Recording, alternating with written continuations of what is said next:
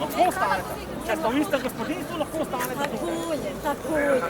Ampak predsednik vlade je razglasil, da je epidemije konc. Ja, točno to. Samo v uradnem listu pa še ni. Ja, razglašenje je bilo, da je tudi šola se začne prihodnji teden. Lahko za medije poveste, zakaj jih ustavljate. Jaz sem tukaj od javnega medija in lahko prosim poveste, tole bo objavljeno.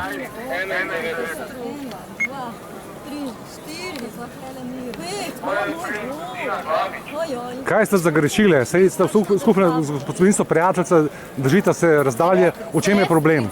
A je prepovedano po noč hoditi pred parlamentom? Razglašeno je, da je konec epidemije. Smo nevarni, delujemo zelo nevarni. Tukaj tiho so bile, dobeno niso tele. A se lahko vi legitimirate, prosim?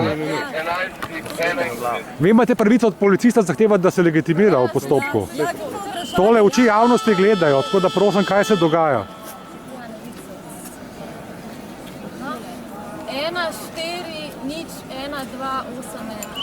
Hvala.